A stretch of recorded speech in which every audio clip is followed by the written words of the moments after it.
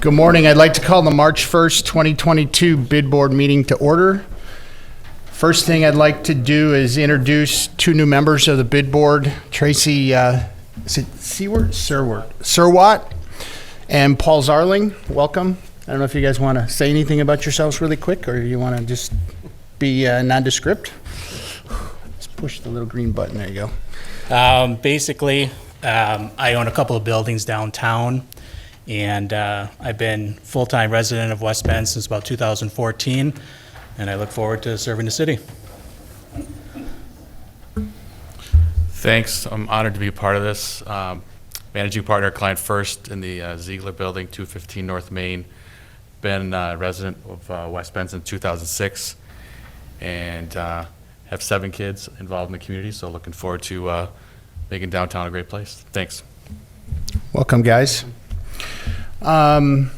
First order of business is a financial report from February 21st.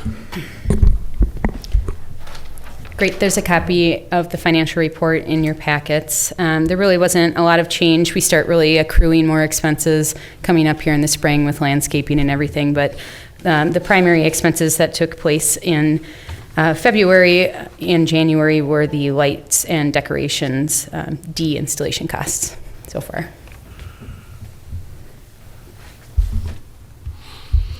Go ahead. I'd like to make a motion to approve the minutes from the previous meeting. Second. Oh, good point. Sorry. Yeah, and there's a I'm quorum. so excited about this new part. We have a motion and a second. All in favor? Aye. Now we'll do the financial report. Same.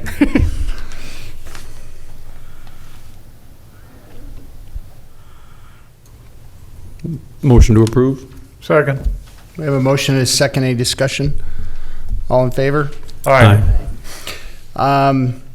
So item 2 is going to be removed. Rick Steiner was at the very last minute unable to attend. So what I'd like to do is move to item 4 and get that done first, and then we'll come back to item 3, which is Main Street. Just a quick question, Mike. Are we going to get an update at some point on the Yes, roof line we will. lights? This was very unplanned. Okay. I mean, this is like 3 months now. I know, we keep trying.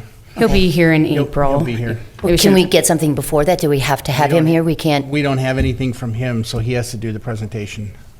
To approve an RFP, so we gotta kind of wait for him. All right.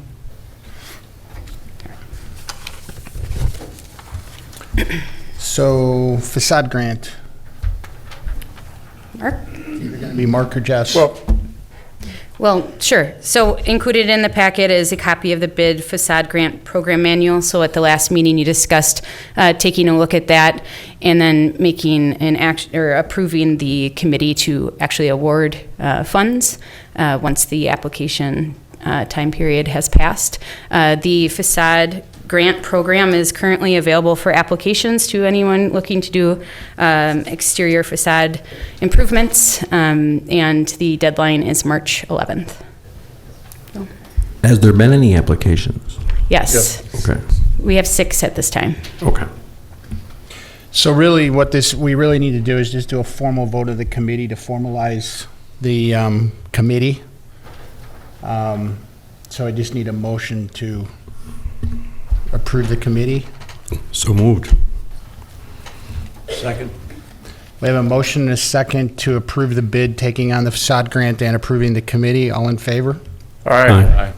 Opposed? Motion carries. Okay, welcome everybody. Thanks for coming. It's amazing when you get something this exciting that all of a sudden this room fills up. So we had a committee that was formed from the bid board, which worked with the city engineering, worked with Kunkel, and we met for the we started this about 3 years ago, and then tabled it, and then brought it back about 6 months ago after the brewery project happened, and we were able to get a TIF for Main Street reconstruction. So I don't know if everybody got a copy of this, but if not, we're going to have Mitch from Kunkel Engineering come up and give us a presentation. This is the preliminary drawings that the committee has come up with.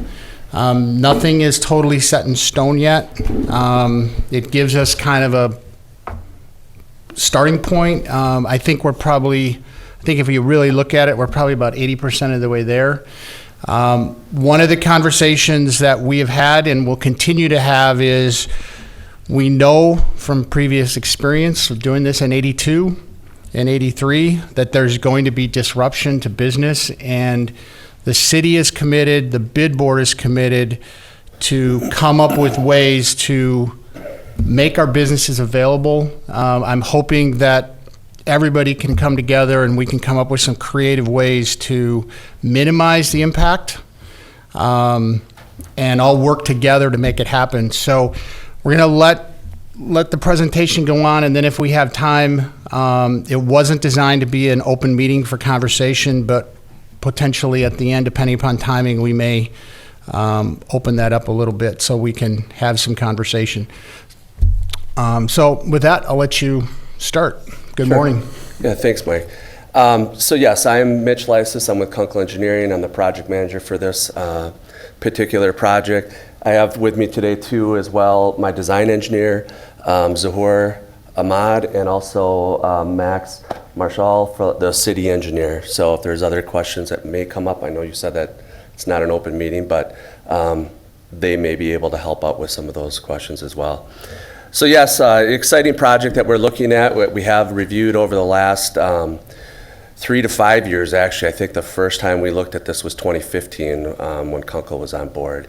But what we're looking at is a reconstruction of Main Street from the Walnut intersection all the way up to the Washington Street corridor, or that area. Some of the things that we just kind of wanted to talk about or touch on initially right now, some preliminary schedules that we're looking at is this project is scheduled for construction next year. We would be looking at bidding this project in January of 2023, awarding a contract sometime in February, with construction anticipated to start right around that 1st of April, so April 3rd.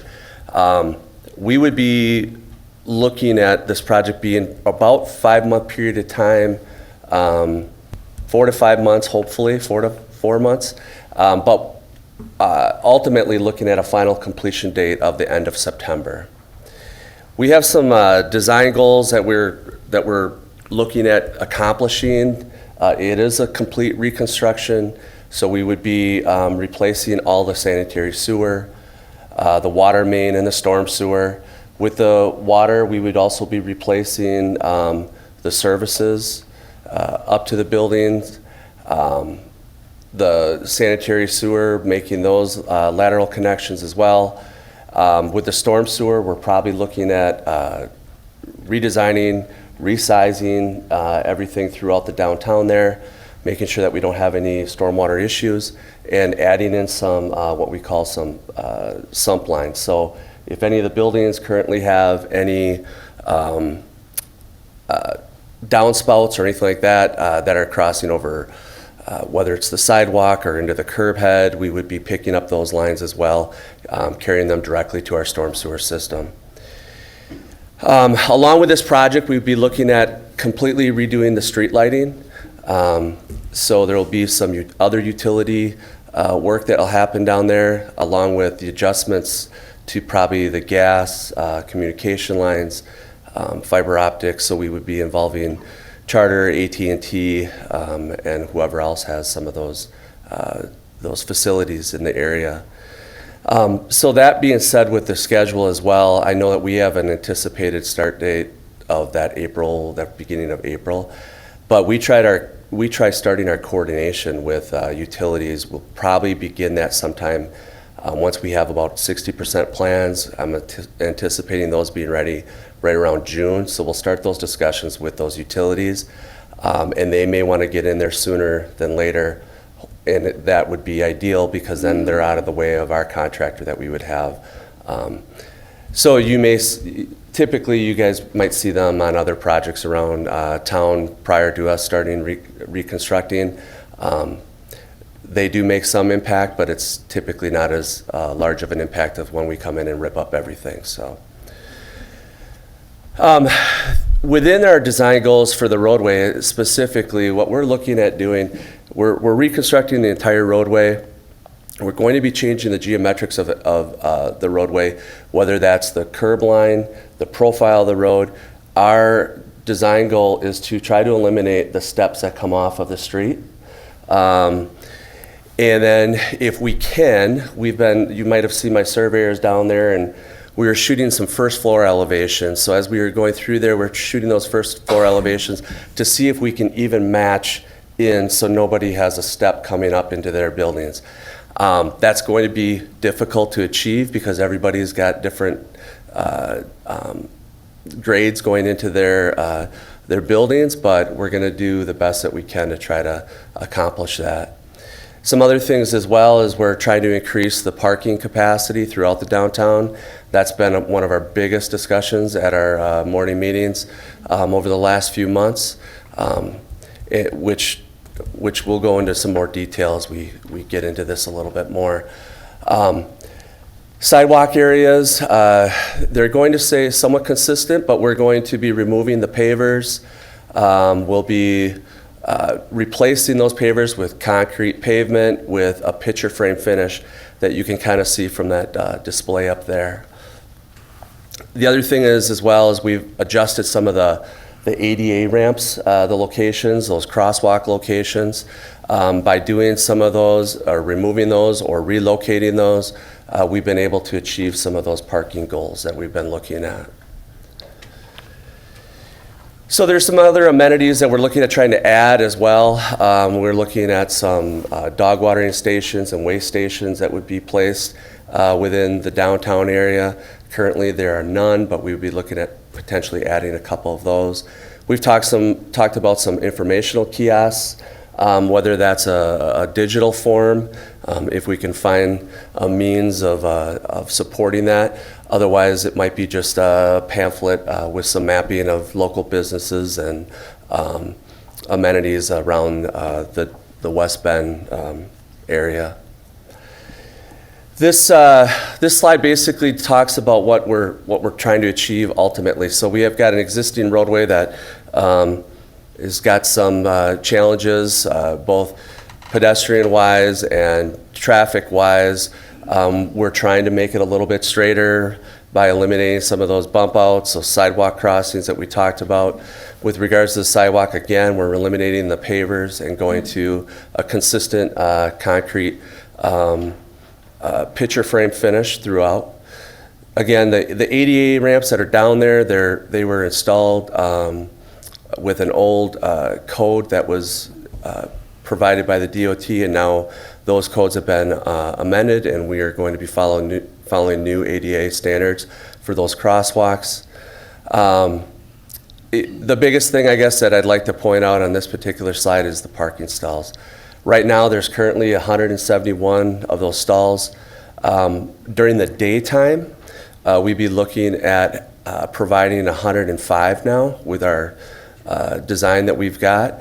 And then at nighttime, because the difference between this is because we have some dedicated loading zones that we understand are used during the daytime. And if we were able to use those as kind of a loading zone during the daytime and parking area at night, we'd be gaining another 9 stalls for the nighttime parking. I have some exhibits here, and actually I'll have to pull up another. These exhibits were handed out, or there's some, all of you hopefully have a set of them, and hopefully you guys can share some of those exhibits. I gotta close this down.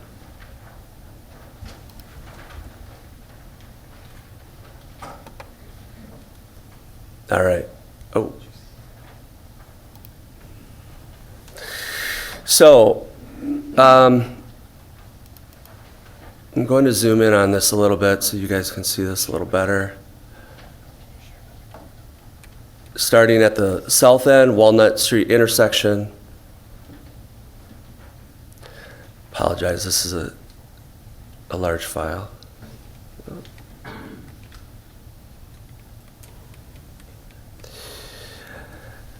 So what we'll be doing through here, and actually it might be a little easier if I start out on this other one. So this particular exhibit shows the red is where the existing curb is today.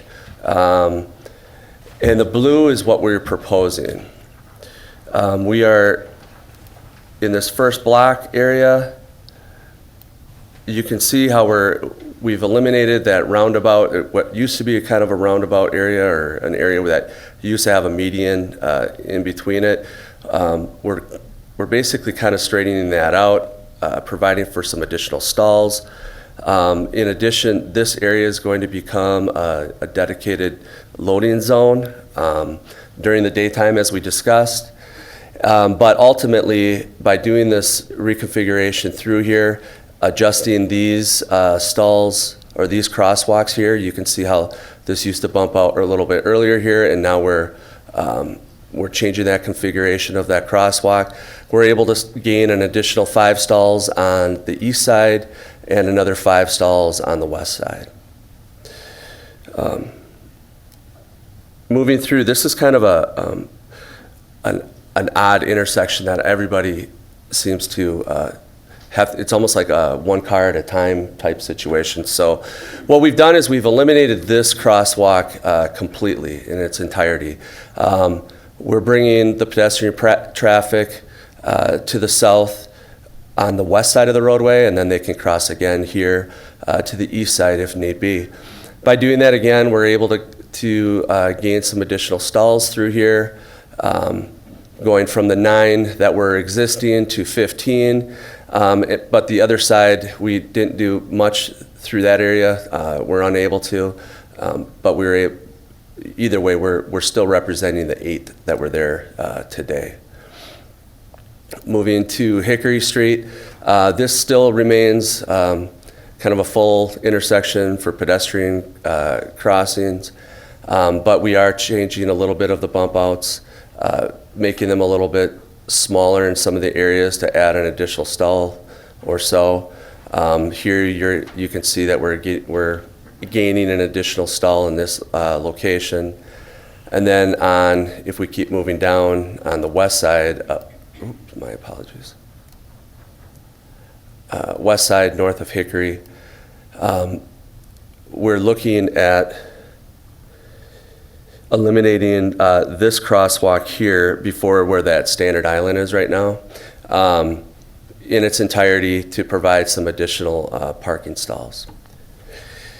So this planting that's there today, that is going to be eliminated as well to be able to utilize the parking on the west side. We are going to keep this bump out that's here to help with this loading zone that remains in front of the West Bend Theater. You might ask why we're keeping these bump outs or why they come out a little bit further as we talk about this. The reason for those is to protect the vehicles that are parking in here. If we didn't have those bump outs in there, as a vehicle might maneuver around a corner, they might come through and hit the back end of a vehicle or whatever it might end up being. So they're there for the safety of the pedestrians and also for our vehicles as well. Continuing through, working our way to the north, we will keep this crosswalk that remains in the mid-block here, just north of where the existing center island or planting area is. But we've changed the configuration, getting closer to the Vest Pocket Park and I apologize, I can't remember the other park's name. Old Settlers Park. Thanks, Mike.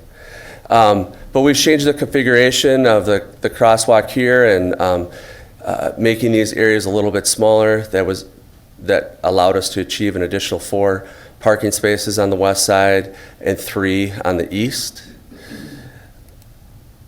And then as we continue to move forward, a little bit of change through here, but not much. These stalls remain the same, just south of the 6th Avenue intersection.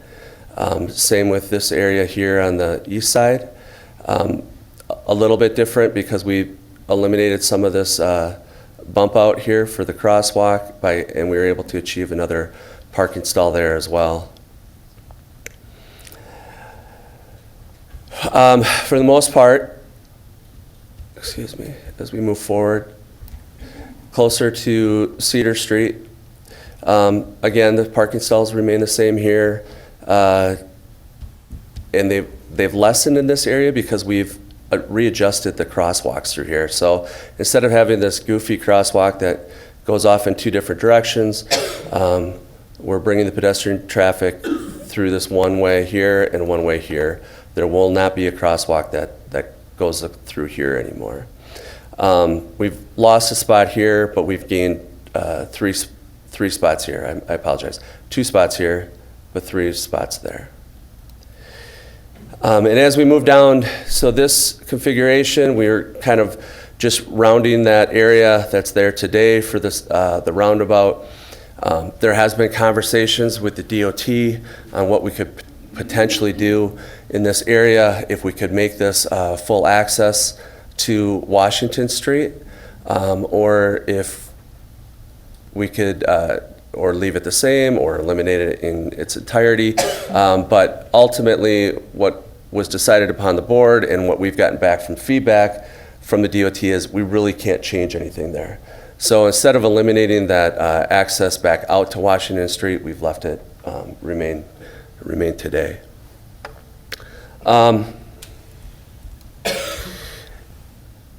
Again, as we move into our, and I can maybe zoom out a little bit now on this one.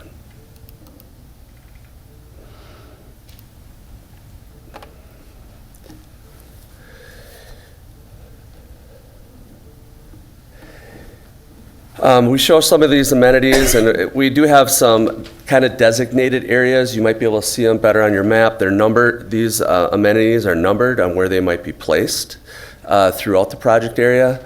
So you could take a look at that. Now, that's not set in stone. We're still working through our utility design, our sanitary sewer, storm, and water main design. So that might dictate where some of these amenities are placed. But again, and I'll just recap on, if I can pull this up quick.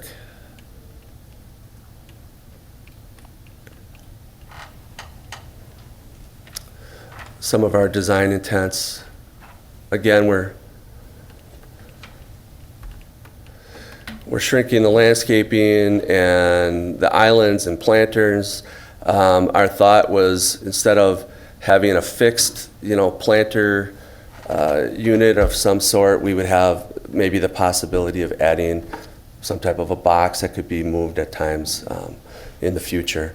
We're looking at providing more parking, adding the dog and watering stations, informational kiosks, reducing the amount of curves through the main line stretch, and eliminating unnecessary crosswalks and so forth. So I guess for the most part, does the board have anything to add from our discussions that you want to share as well, and we can go into more detail? I want to just clarify something, Mitch, that you had mentioned when you were talking about parking stalls. The daytime would be 105. I think you meant 205. 205, I apologize. So we actually gain 34 stalls daytime, which is about 20% more parking. And then nighttime, you had mentioned it's Another 214. So we're at 43 more stalls, which is 25% more parking. I just That's want correct. to clarify those numbers. Yes, that's correct. I apologize that I said that wrong. So, anybody here have questions that haven't been a part of this process up to this point? Mainly Peggy, Ken, Mark, and now Paul and Tracy? Yeah, go ahead. I'm worried about the width of the sidewalks. If you're narrowing some of these areas, are we going to have to remove some of the, like the bike racks that we have? How much more, walking area is there going to be on the sidewalks? Well, for the most part, to be honest with you, if you do look at the exhibit that we provided for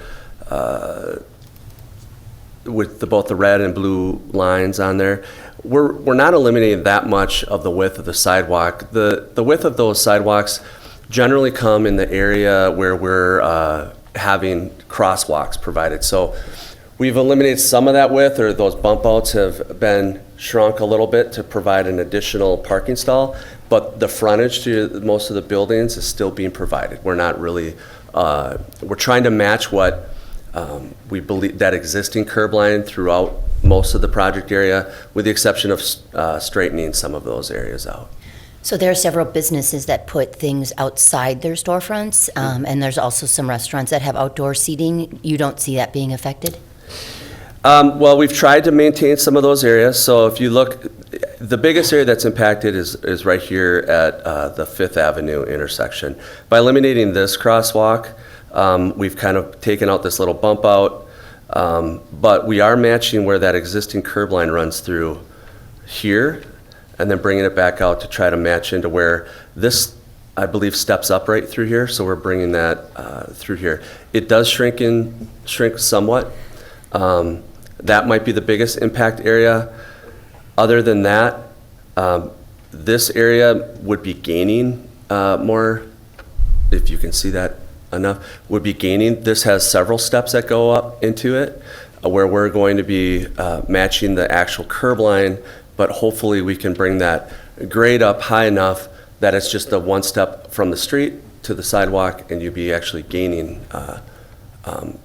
more area. I think that's an important point, Mitch, that the leveling is going to add space to the sidewalk, because right Yes. now, nobody can walk on that narrow step area. Right, So that's it's actually correct. expanding it in many areas.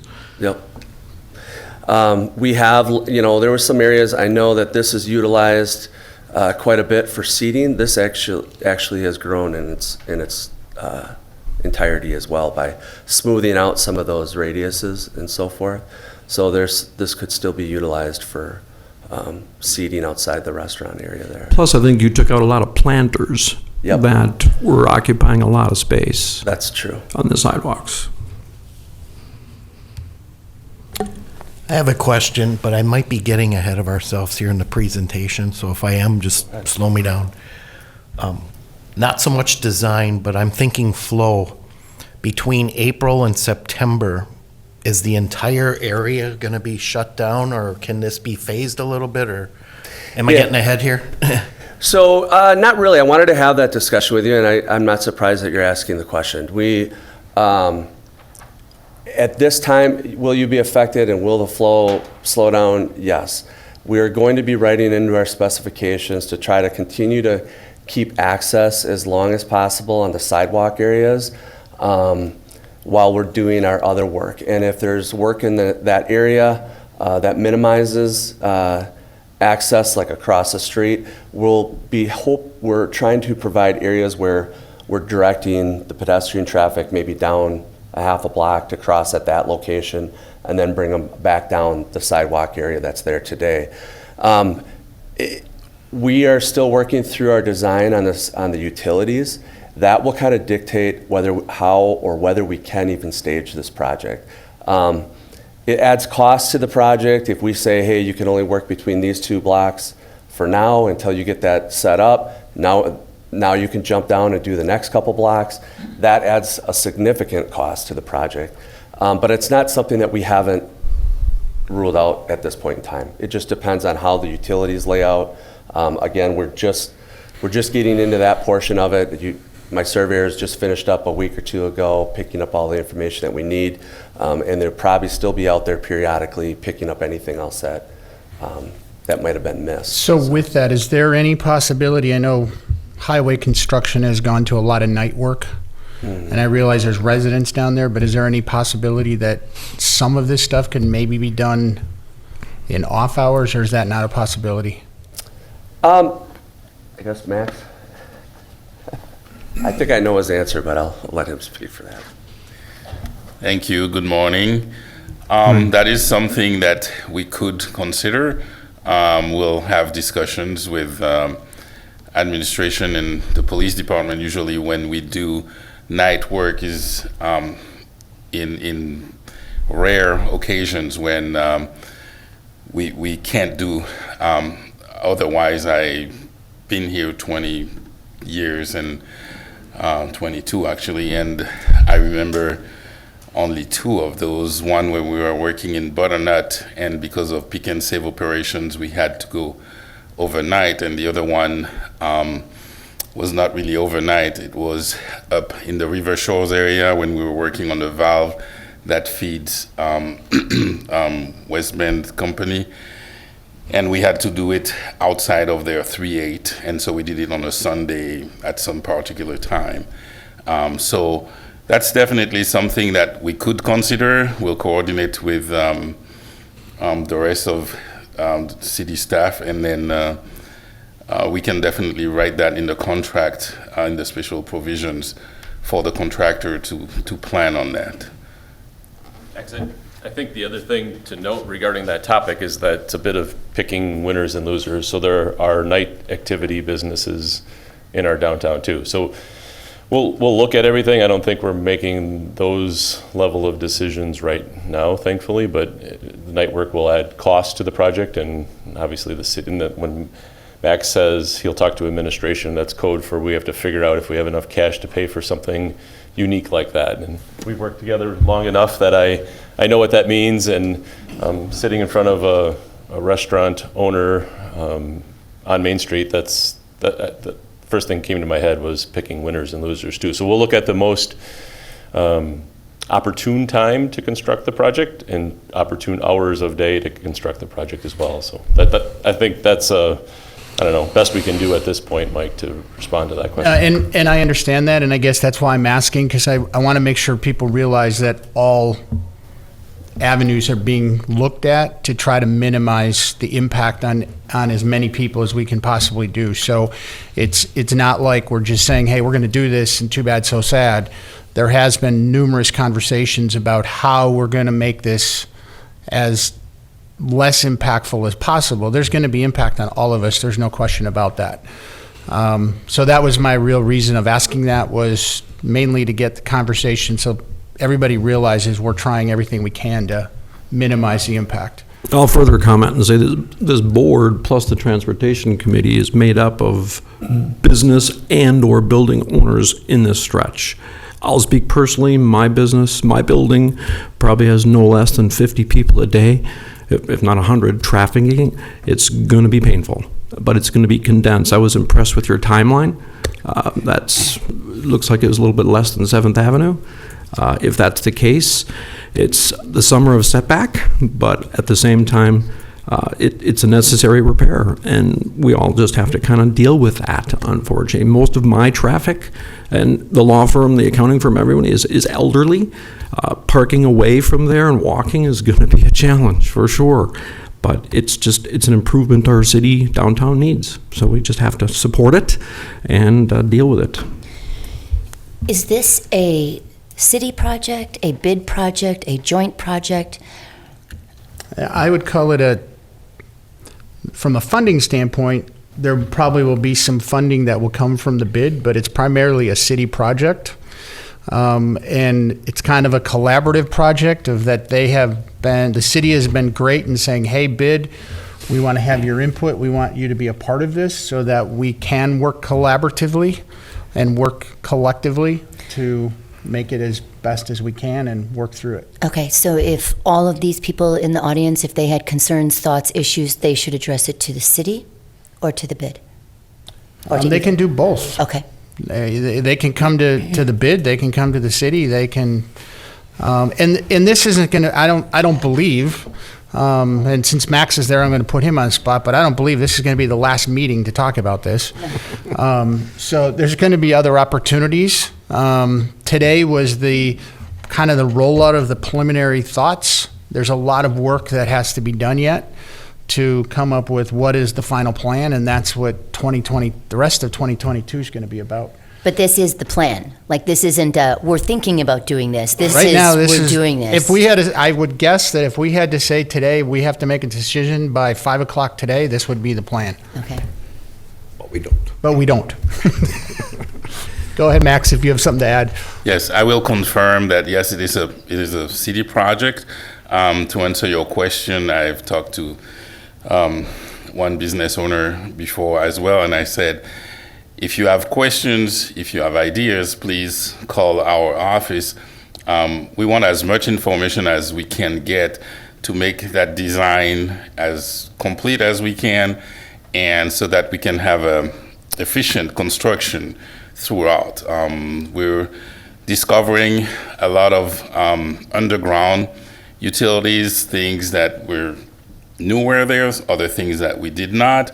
We're investigating all that so that we are as prepared as we can be, and so our contractor can be as prepared as they can be to make this a smooth construction when it happens. So if you have knowledge of some things related to your building or not, or we would appreciate the feedback, the information coming in. And if you have questions, if you need clarification, please call us as well, and we'll be happy to answer those questions. Is this going to conflict at all with the west side of the river being done at the same time? So that is something that we will coordinate with our Parks Department. Once we know their exact timing, we have the contractor's information, we will be coordinating with them, because we realize it will impact access to Main Street, and we got to figure out how to get people from outside of Main Street into Main Street to your businesses. So we will coordinate with them. Max, is it fair to say that I've been on this board 6 or 7 years, and it was always just kind of talked about with no vision of true timing, and that sped up due to some recent additional development near the downtown that provided some dollars. So it really allowed us to speed this whole process up. It's maybe unfortunate timing in one sense for the river, but at the same token, would have just crumbled even further. So we've blessed really to have this opportunity to update it sooner than later. I remember not even thinking prior to 2025 was this even discussed, nor was there any money to do it. So I guess we're fortunate we've got this opportunity to improve the downtown. I agree, and yes, we want to get things improved, roads and areas in the city as soon as we can, and so we're happy to get this funding early than we thought we could to get this done. Any other questions or comments? I know you guys are new to it, but Just a clarification question. Approximately percentage of shrinking of all the greenery on Main Street, including trees? I'm sorry, can you repeat that? Sure, just approximate estimate of, you talk about shrinking landscaping. I know a lot of people, myself included, enjoy different aesthetics along Main Street. I appreciate the things you're doing for pets. That's a plus. So just when you say shrinking landscapes, like item 1, what does that mean as a percent? I don't have those numbers. I don't think we put those numbers together. However, we can do that. And remember, there's also once that landscaping that will not be integral part of this design can be added, like Mitch mentioned earlier, through additional boxes that we can put in certain areas along the sidewalk based on the space that we have. Mm-hmm. So we could always add to it once the design is complete. Okay, thank you. I might add again, if I could, about 7 years ago, starting on this committee, I was one of those starters of the poor look of downtown. I was the weed guy. I remember my daughter taking over 100 pictures of downtown and how ratty it looked. So green space was important. Eventually that inspired Cleanup Day, which not a lot of the public shows out to help. Some does. So as we walked this to try and determine how to add space, how to straighten it out, there was a lot of discussion as far as green space, but a little something had to give in certain spots, but there's still a goal to keep that there because it definitely adds to the aesthetics. I appreciate that further context. Thank you. I just wanted to add one other thing, just to throw it out there since we do have quite a few of the business owners here today. As part of our surveying, we will be looking for access to the basement areas of the buildings. We know that there might be some areas where, or what we have found in the past in older downtown areas, is that some of these structures protrude out into the roadway where the sidewalk's actually built over the top of a portion of the basements. We're also going to be inventorying those outside walls because structures, the building structures are not always in the best shape, and when you get the type of work that we are having go through the downtown with the compaction that's required for our trenches and backfilling of those trenches, we get some complaints of, feeling that vibration within the buildings, and I just want to make sure that we're documenting and any of those concerns or those issues that might exist today, but also trying to cover you as well if there was no issues at that particular time, that we have something to talk about with the contractor. So I would think that would be something that will be knocking on some doors or reaching out to some of these business owners to get into those buildings, probably midsummer. So. Any other questions from you guys? So this wasn't designed to be a public forum, but I would like to extend an invitation to two people. I know Gina's here from the Downtown Association, so if you have any specific questions from DWBA, you're welcome to come up and ask. And also the specialty group, if a representative from there wants to come up and ask anything, you're welcome. Otherwise, we will have future meetings where we can do a bunch of Q&A. And I want to say that this is not your only opportunity to ask questions. If you go home after this meeting and then you realize tomorrow, oh, I wanted to ask this, please call us. I know we've been talking about the construction, the impact on the businesses. I know there are events in Main Street in the spring and summer and fall, and those will be impacted, so we'll have to talk with the parties organizing these events, and obviously they would not be able to be held during the construction, so they will have to figure out if they want to cancel them or find another venue for those events, however that works out. So we will have a lot of conversations with a lot of people. So even if you don't ask any questions today, the door is still open. Please don't hesitate to call in the future as well. Thank you. Gina, come up to the microphone, please. That keeps John happy. Thanks, John. Thank you. So I guess we have about 3 questions. One of them is, during the construction period, will the city be opening up all the parking for anybody to park in by Walnut and the post office that is permitted parking? Would that be opened up to our customers? That's one of the questions. The second question was, how are we determining where these loading and unloading areas are? I see in front of the Jan's Wealth Building you have 4, and then right in front of the Bend you have some, but there is nothing on the other end of the street where the majority of our retail locations are, which retail is going to obviously need the loading more than anybody. So that I'd like, and then the other thing was, will the alleyways be all open so that people can use that for throwaways? Sorry. Sure. No. So the alleyways that are existing today, the access to those will still remain. Okay. So where are they? Right here you've got 4, and then in the roundabout you've got 4. But alleyway-wise, this is the one that's open, right? Oh, alleyway, I apologize. That's why we have that X'd off right there? So that is a bar and a restaurant with a steep grade down, but that alley I don't believe goes anywhere. That goes down to parking for those buildings in the back. And it's their private. That's their parking. private, so that will stay. But behind us here, I think we have that will all be left alone. 6th Avenue by the post we're not office touching and that anything up whole. on 6th Avenue or anything.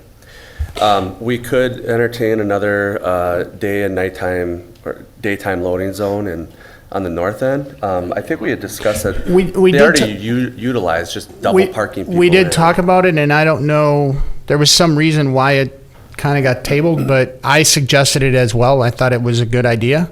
It's a double-edged sword, yep. because part of it is retail doesn't want to lose parking, and part of it is that retail needs parking. You've got, what's this right here, Mill Street? Yeah. Could we designate something on one of the side streets, such as Mill Street, for loading and unloading? I think that, if my memory serves me, one of the conversations is you had these two, and then we were looking at, as we were down there, we were looking at the UPS, FedEx, and they were like parking and running in and out so fast.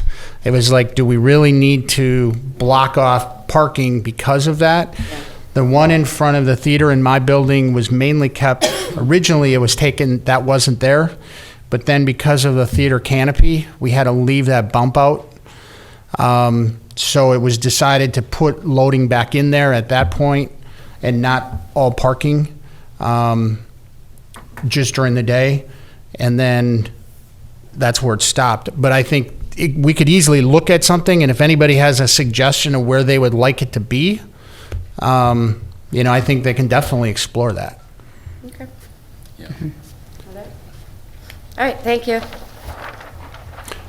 So anybody else want to come up with some brief questions? Or is that it so far? I'm also available. Don't hesitate. If you want to call me, by all means, you can call me. And Max or anybody from the city. Greg?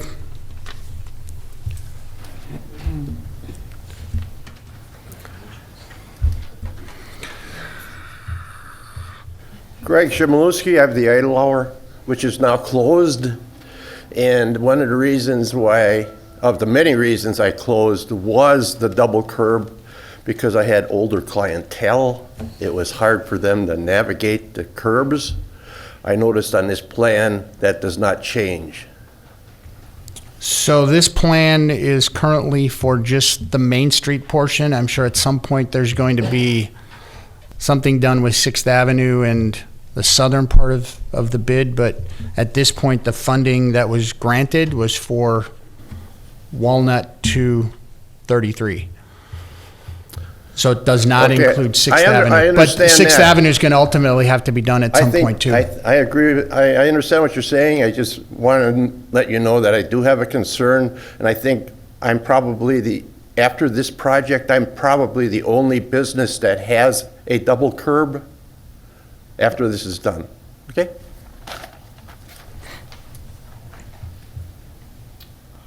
Anybody else?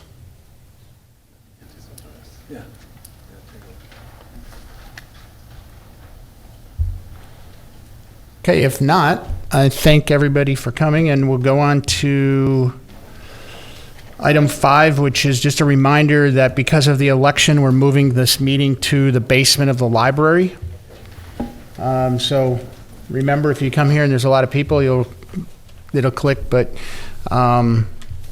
it's kind of an annual thing with the election that we have to move out of here. So with that, I'll entertain a motion to adjourn. Motion to adjourn. Second. I have a motion and a second. All in favor? Aye. Aye. Opposed? Thank you, everybody. Have a great day.